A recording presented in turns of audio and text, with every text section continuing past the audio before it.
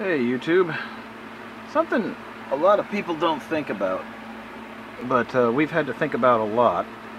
If you've seen the last video I did about the well failure, people don't realize that when your primary water source runs out, just how much they aren't kidding about water being life. You know, most people in the city, I've discovered, even mayors of cities, they don't consider where their water comes from. And the fact that procurement of water is not as easy as a lot of people think. One of the things that happened, and I'm still working on the shallow well, I finally got the pipes for going down in the hole and everything, and the foot valves and all this, that, and the other. When you draw from a well, if your well is not a deep well, which ours was until the casing collapsed and pinched it off, when your well is a shallow well, the water table rises and falls. Certain times of the year, you'll have plenty of water, thousands and thousands of gallons. Sometimes during the year, which is the case now, your well is about halfway depleted or further. And you start really hoping for rain, and like big rain, because when that water table drops, you've got nothing to pump out of the ground. You're buying bottled water to survive. And we're kind of in that situation because of the destroyed well and because I'm assembling the other well. But water is life, and don't kid yourself one bit about it. Even if you're in the city, get yourself some storage tanks and put that back, because even as I speak right this moment, there is a tropical storm. It's going to cross the Yucatan Peninsula today, and there's another one right behind it that's started a little further back in the Atlantic, which may come a little higher than that one does. So tropical storm season is heating up. And if you have a hurricane tracker app for your iPod, which I do, that forecasts direction and tells you what's out there, you'd be surprised. But right now, I went ahead and I bought a water cooler and a few other things so we can at least have drinking water out there. We've got potable water and we've got water for washing. But man, you really feel it when you don't have water. You can have all the food in the world, but it won't do you much good without water. Water is everything. It's just like that movie Dune, you know. Each person will be allocated 1 liter of water. You're responsible for the protection of your water. Remember, water is life. They don't kid. They really don't kid. And I didn't realize the impact of it so much until I got out here. And water is not readily available in a lot of places around here unless you are close to town.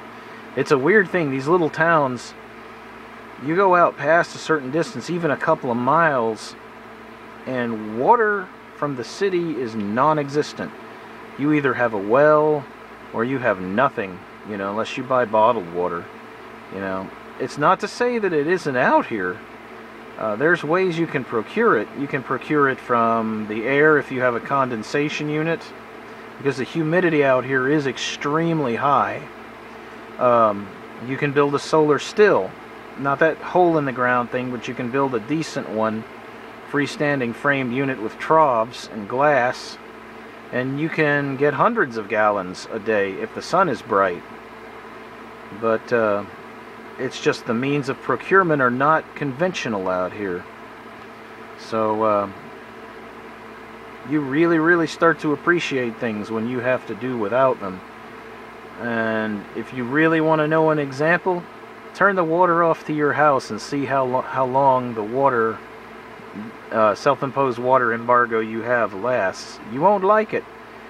And the other thing you can do is you can try living on a 5-gallon jug of water for a day and see just how much water you consume. You'd be surprised how much a person pulls in. The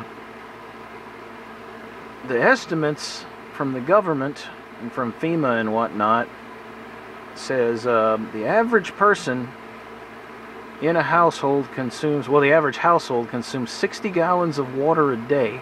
60 gallons! That's like an oil drum full. And the vast majority of it, about 80 to 90% of it, is wasted through sprinkler systems.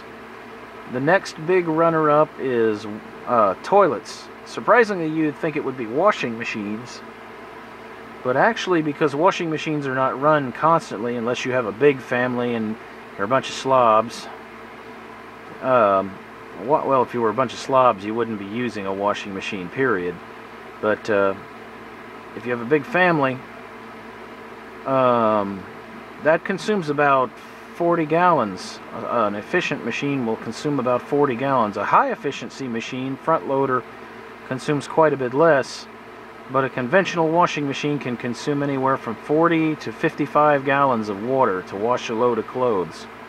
Or more, actually, if you double it because you have a rinse cycle also. You know, that drum that your clothes go into that washing machine is about 40 to 50 gallons. You know, and in our case, as I found out, you know, with Mom's ducks that she's got, that wading pool she got for them, that thing has to be cleaned and filled every day. So she's going through on a monthly basis 1,500 gallons a month. 1,500 gallons of water to keep 4 ducks in clean water.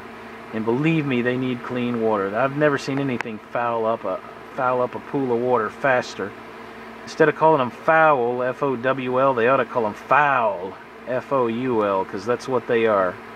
But that's a different ballgame. The whole thing is conservation of water. Something a lot of people don't think about, and this was in the electrical co-op flyer that goes out, the magazine, and you don't think about this. It requires water to generate electricity, and not just for dams and hydroelectric projects. Every power plant that's out there generates megawatts of power, and which also means they generate megawatts of heat. And the way a lot of these power plants cool themselves is they are near a lake or a reservoir somewhere, you know, a man-made lake or a river, and they have to pull water from these things into their heat exchangers and then back out, cycle it out into the lake where it cools in the lake and they pull in more cool water. So when water shortages start hitting, especially like they're doing in West Texas right now, you start getting problems like reservoirs shrinking hundreds of feet. The town of Robert Lee, you should look that up. That's an amazing thing that's happened last year. They still have not recovered from the drought. That town literally was on its last few gallons of water for the city when the pipeline that was being built from the closest neighboring town was finished. You know, they literally almost ran out of water. That's how bad it was. The mayor over there, if you go there, he'll give you a tour. The reservoir is empty. Well, that's all I got to say. There's somebody here, so I'm going to have to let y'all go.